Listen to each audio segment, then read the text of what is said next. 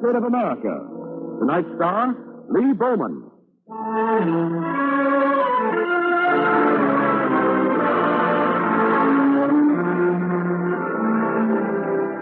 Tonight's DuPont Cavalcade, Fiber 66, starring Lee Bowman as a chemist whom we shall call Steve Balfour, is the story of something dreamed of for ages, sought after for centuries.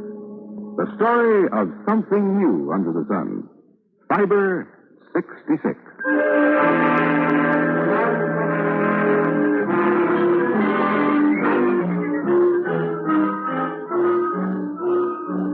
When I think back to the 22 years, it's hard to believe that there was a time I felt strange among them. And a little afraid. We met together for the first time at the DuPont Experimental Station in Wilmington, Delaware. That was 1928, March of 1928. When I came in, a tall man, tall and thin, walked up to me. Hello. You're Dr. Balfour. Steve Balfour, that's right. I'm Jim Chalmers. I'm very glad to know you, sir. When did you get to Wilmington? Just this morning. I came down on the early train. Mm-hmm. Wife with you? Yes, she's out shopping for a house. I see. Well, I think you'll like living here. I know we will. Come along. I want you to meet the others. Gentlemen, we have a newcomer with us, Steve Balfour. Dr. Tompkins, Vincent, how do you do, sir? I shook hands all around and stood trying to appear relaxed and exchange small talk. The next day, I met Dr. Wallace Carruthers. Dr. Carruthers, here's our latest recruit, Dr. Balfour. Glad to have you with us. Glad you decided to come. Have you met everyone? Oh, yes, we've met. Wallace Hume Carruthers, only 32 when I first met him. Thin, medium height. His shoulders already stooped a bit. He had a sensitive face, and there was a shyness about him, yet a warmth. Sit down, gentlemen. Let's get acquainted. Dr. Carruthers walked over to a blackboard, absently picked up a piece of chalk, and then turned to us. We have an extraordinary opportunity, gentlemen. I remember how he stopped, turned to the window, looked out at the trees just beginning to come alive with spring. He turned, faced us again. The DuPont Company has been one of the pioneers in the intelligent marriage of science and industry. Up to now, of course, industrial research has been undertaken, for the most part, with specific objectives in mind. Improvement of materials, refinement of products already in existence. Applied research. That work will continue, must continue. But this is different. Our work is going to be in the field of fundamental research. Pure research. The work that we do together will be aimed at filling in the gaps of knowledge affecting important chemical processes and products. Carruthers walked away from the window. He came toward us, smiling. Why is the DuPont Company doing this? Well, they know full well that the prosperity of their company, the future growth of the DuPont Company, is dependent upon new knowledge, new developments, new materials, unknown today, but possibly sold over the counter tomorrow. Sound all right? Yes, Good. Then let's get started.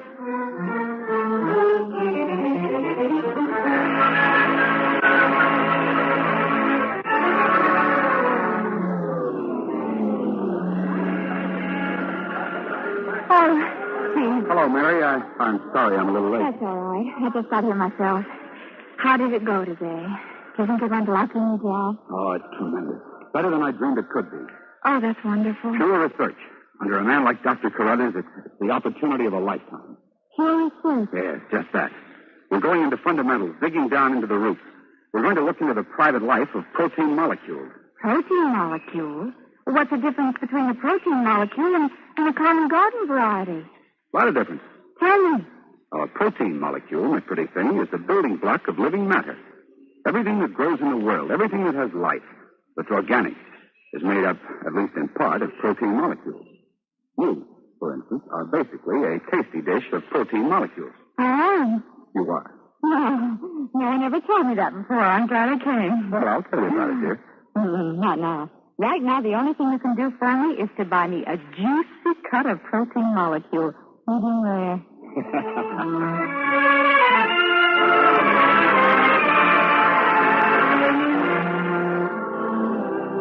Later, when we finally were settled in our new house, I explained it to Mary. All right. Tell me about the protein molecules. I'm all ears. That's not true. You mean I'm not all ears? No, as I told you once before, you're just a gorgeous chunk of protein molecule. Mm-hmm. Now, come here. Sit here at the piano with me. Now, look. And listen. Here's a C on the piano. In chemistry, it stands for carbon. One carbon atom. Gotcha. Now, suppose F sharp represented oxygen, an atom of oxygen. Now we combine the two. And what do we have? Music. We have a combination of a carbon atom and an oxygen atom. A molecule of carbon monoxide. Which is deadly stuff, and I want no part of it. All right. Now, let's add another oxygen atom. Carbon dioxide. One carbon atom and two oxygen atoms. Will you buy that? Sure. That's what plants need to breathe, right? Right. A molecule, then, is like a musical chord. It's a combination of two or more atoms. Now, just as a musical composition is made up of a series of chords, everything on Earth, gas, solid, or liquid, is made up of a combination of molecules. And all molecules of any one substance are always exactly alike. I'm ashamed to admit it, but so far I understand. Okay, that's wonderful. Well, let's go a little further. Now, let's take our molecule, hit another exactly alike to it. Come on now, help me. Hit the same chord. Next octave up. Like this? Good. Well, you've got two hands. Don't just sit there. Another molecule, if you please. Now what do we have? Now we have a group of similar molecules all together. Hit it. Oh. And that's a giant molecule, better known as a polymer. Now, nature is busy all the time making up these giant molecules. Chemists have always been fascinated by this process, and they keep trying to duplicate the trick in their laboratories. But when they do it, make big molecules out of small ones, they call it polymerization. And that's what we're up to at the experimental station. We're studying polymerization. Trying to make big ones out of small ones. Yeah, that's right. And what happens when you do? What happens when we do? The growth of trees, grass, rubber, cotton, silk, men. The growth of all living things is largely natural polymerization. Little molecules being built into bigger molecules. Now, if we can learn to do a similar job in our laboratories, the promise is limitless. We might, for instance, stretch our molecules out in long, parallel lines, as we believe they are in silk, and find us a fiber as fine as silk, and do it without silkworms and mulberry leaves. Just by doing this? Just by doing this. Oh, this is fun. Silk, huh? Well, come on, let's play me a pair of new stockings. All right, come on.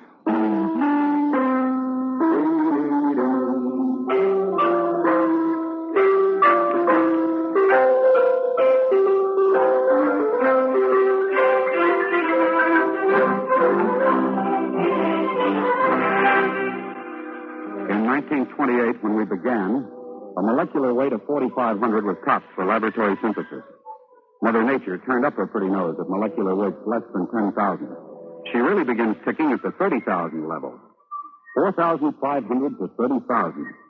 We had a long road to hoe. Within a year, we managed to get weights of up to 5,000. But at that point, we were stymied. Until Carruthers had an idea. Come in. Door's open. You wanted to see me, Dr. Carruthers? Steve, I'd like you to take this sketch to the glass blowers. I think they'll be able to follow it. What is it? A form of molecular still I've designed to adapt it to our problem. One reason why we haven't had much success boosting our molecular weight seems to be because we're constantly plagued with the water formed during the condensation. Mm-hmm. Now, this little contraption should help us distill out almost all the water. It looks like a great big Christmas tree ornament. It does, doesn't it? I'll get it to the glass blowers right away. Fine. Oh, incidentally, Steve, how are things coming? You happy here? Well, all right. But I can't help feeling a little low. We've been at this thing over a year now. And as far as I can see, we haven't made much progress. Steve, it's just a question of how you measure progress. A fellow once went fishing in a little pond. And all the time he was fishing, a little local boy kept watching him from a distance. And finally, the boy came up to him and he asked, "How many fish have you caught, mister?"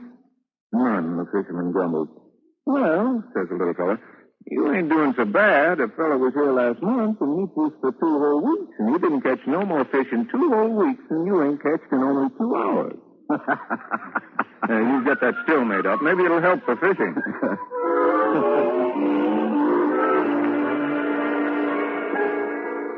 The new molecular still worked like a charm. In a few months, we had our molecular weights above the 10,000 mark. This was the first big step forward. These new giant-sized molecules were tagged superpolymers. And these, we hoped, would be the key to a long-locked world of new substances and fibers. One day I was working at the lab bench next to Jim Chalmers. He called over to me. Hey, Steve, you have a glass steering rod handy? Uh-huh. Let me borrow it for a minute, will you? I want to lift this mass of goo out of this flask. Oh, let me help you. That's ethylene glycol and basic acid mixture, huh? Yes, that's right. Tricky stuff, isn't it? Looks like a glob of molasses. There we are.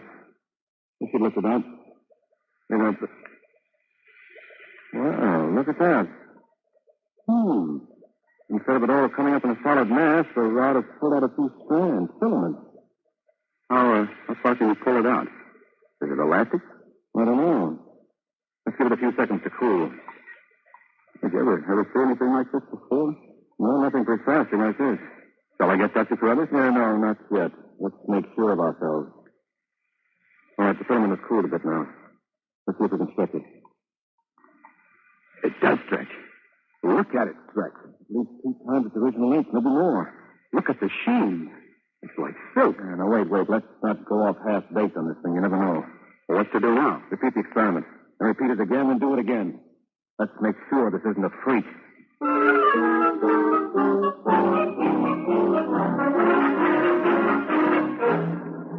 All right, Steve, let's get a melting point on it. It melts at 125 degrees. That's low, awfully low. Now try heating it in hot water. See what happens there. It decomposes. Falls apart. Warm it in carbon tetrachloride, cleaning fluid. It dissolves. Well, let's go back to Dr. Carruthers. Well, it's pretty obvious that this particular polymer won't stand up. Let's take a different tack. Try analogous compound. Similar compound. Run the gamut of the polyesters and polyamides. One thing won't work, try another.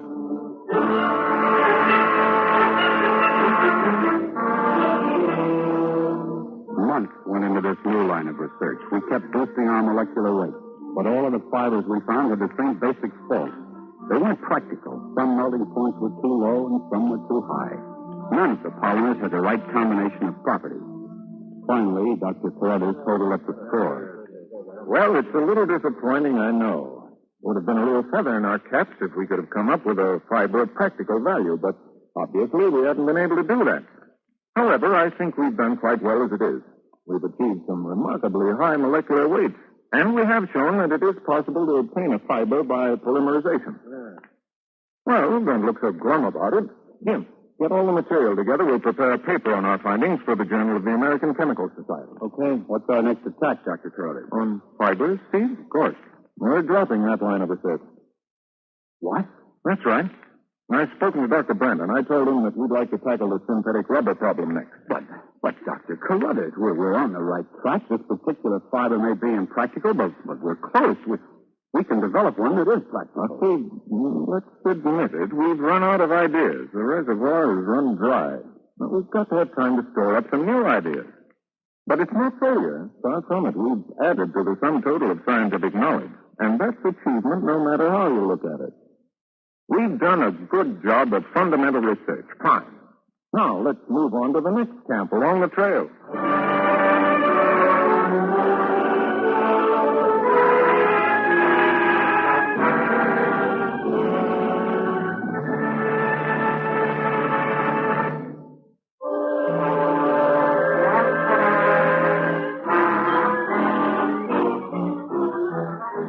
Dr. Wallace Carruthers, head of the Fundamental Research Group of the Chemical Department of the DuPont Company, had called off our search for a practical, usable synthetic fiber. Sure, I was disappointed, but I didn't have much time to moon over it. We dived headfirst into the rubber problem and developed a product that eventually became neoprene, the first successful synthetic rubber. About this time, something else had developed, too. A depression. Remember? All over the country, business was entrenching, tightening its belt. We all figured that our department was expendable. And when one morning Dr. Carruthers called me to his office, I felt sure the jig was up. Good morning, Steve. Good morning. Well, you look like a tom turkey the week before Thanksgiving. It's a rainy morning. Didn't get the morning paper delivered. Had a flat on the way out here. Just one of those days. Need some cheering up? I sure do. All right. You're back on synthetic fibers. Say that again. I don't have to. You heard me. That means we're keeping on? The research budget for next year's been okayed? It has. Well, I know you were worried about it. But the executive committee feels that the entire future of the company is wrapped up in research. They're right about that. Sure they are. All right, Steve. We're out after a practical synthetic fiber. Let's get started.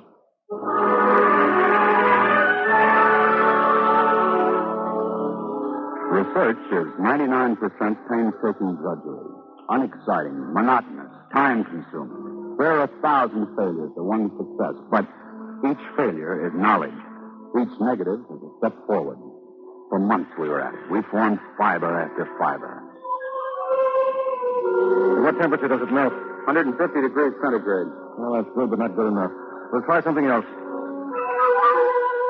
We've got a fiber that'll take over 200 degrees centigrade without melting, but it turns gooey in alcohol. Oh, won't do.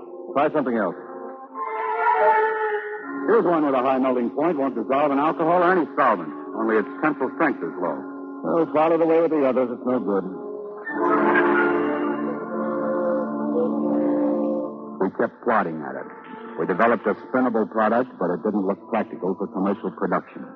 We worked out hundreds of possible chemical combinations, juggled the molecules around. Dr. Carruthers worked over the problem quietly, studied it coldly and calmly. While the rest of us were beginning to doubt, getting impatient, we picked a combination that proved the winner. It was summer 1934. I'll never forget it. I've got a little notion. Yes, sir? Let's take a crack at hexamethylene diamond and adipic acid. All right, sir. I'll follow it up. Never mind the jaw-breaking names. Just remember this. Carruthers had the touch of genius to select the right compounds then and there. There were 6 carbon atoms in the diamine, 6 carbon atoms in the acid. 6 and 6. 66. On February 28, 1935, we had polymer 66. Carruthers had a batch of the molasses-like stuff in a cylinder with a hypodermic needle tip set in its base. Pressure was applied, and out of the tip came a thin, silk-like thread that seemed to float in the air. Test it. We tested it. Day and night we tested it. Tensile strength, 26,000 pounds per square inch. That's good, Steve. That's great. Let's get a melting point. Okay, up to 263 degrees centigrade. Fine. Now try the solvent. Polymer 66 is insoluble in all common solvents. We may have it, Steve. We may have it at last.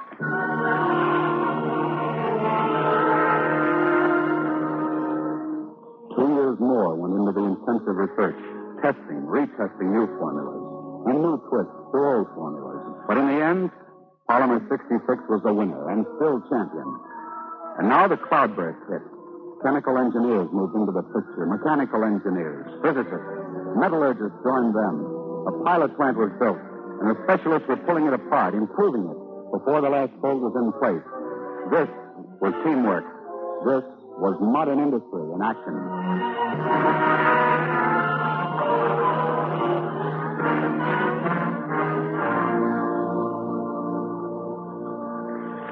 On October 27th, 1938, we all went up to New York City. The annual Herald Tribune Forum was going on, and Dr. C.M.A. Stein, vice president of the DuPont Company and its advisor on research, was one of the speakers. Ladies and gentlemen. Mary and I sat way in the rear of the hall. We heard him, though. We heard every word. I wish to announce now, for the first time, the creation of a brand new textile fiber. It is the first man-made organic fiber produced wholly from raw materials of the mineral kingdom. The material from which this fiber is made has literally hundreds of possible uses. We have named it nylon. Nylon can be spun into filaments as strong as steel, as fine as the spider's web, more elastic than any of the natural fibers, such as wool, cotton, or silk. Shortly, the first nylon plant will begin to rise in Lower Delaware. It will cost $8 million and employ 1,000 people.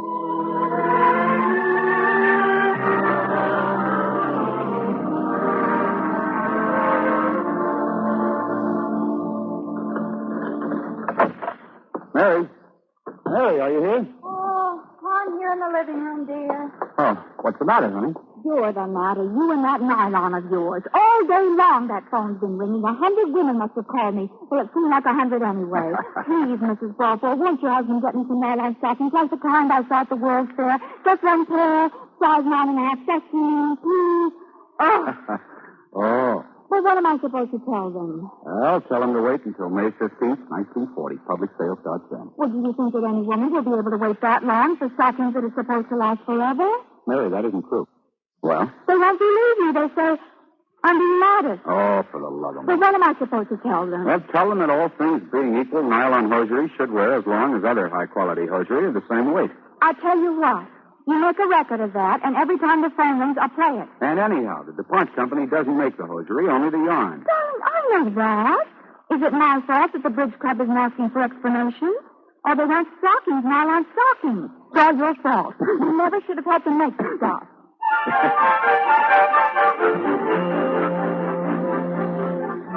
May 15th, 1940 was End Day. All over the country, in stores all over the country, nylon hosiery was to go on sale. I was curious as to what the public reaction would be, so I took the day off and went to one of the stores in Wilmington. Now, you just stand here next to the counter, Mr. Balfour. Okay, Freddy. Let them in. Oh, that's fine. I won't be in the way. Oh, no, not at all. Oh, the doors are opening. Here they come. Oh, yes, they are. Nylon hosiery. I'll take 2 pair, please. Size 10, any shape. You wait on me, miss. I was here first. I'll take these. Wait a minute. Let me out, ladies, please. Please. I had that pair first. Oh, no, you don't. That is wrong. Please, ladies, let me out. I'm being swamped. Steve. Mary, what are you doing here? Help me get out of this. Oh, sure, darling. Come on, now take hold of my hand. I'm used to these crowds. Oh, boy. Wow, what a mess. I almost had the wind knocked out of me. Are you all right, honey? Yeah, I guess so. Sure. Sure. Good. Now you stay right here. Where are you going? Go back to the counter where I was, of course. I came down here for a pair of nylons, and so help me, I'm going to get me a pair. Well, that was the beginning of nylon. Nothing spectacular, just a case of scientific planning, building big molecules out of small ones. But in the end, we found what we were looking for, a truly synthetic fiber, something new under the sun. And here's a point you might remember. Our nylon research team was just like a lot of others here at DuPont. Now that the job's done, the team's disbanded, and individually we've gone to work on other projects. Me? Oh, I'm still here at the experimental station at Wilmington, working in a new building now, a building that was dedicated in 1946. There's a plaque on the wall that you can see as you enter. It reads, "The Carruthers Research Laboratory, E.I. DuPont, Moores and Company, Incorporated, commemorating the classical researches of Wallace Hume Carruthers, born 1896, died 1937, on the structure of polymers, the mechanism of polymerization, and the invention of nylon, dedicated September 17th, 1946. What am I doing now? Well, same old thing, I guess you'd say. Working in the submicroscopic world of molecules. So what's that? So you want to know what I'm working on? Well, I can't say exactly, but I wouldn't be a bit surprised if you'll be wearing it sometime in the next 10 years.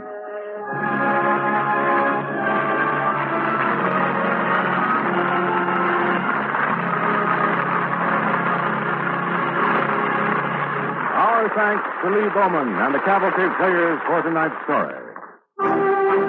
Next week, the star of the DuPont Cavalcade will be Joan Fontaine. Our play, Mary of Mary Hill, tells of a glamorous lady of colonial New York and how she saved the fortunes of General Washington and the cause for independence. Be sure to listen. Tonight's DuPont Cavalcade was written by Irv Tunick, appearing with Lee Bowman in tonight's drama, Wesley Addy as Dr. Carruthers, and Judy Parrish as Mary. Music was composed by Arden Cornwell and conducted by Donald Ruiz. The program was directed by John Zoller. Don't forget next week, Joan Fontaine. The Cavalcade of America comes to you from the stage of the Belasco Theater in New York and is sponsored by the DuPont Company of Wilmington, Delaware, makers of better things for better living through chemistry.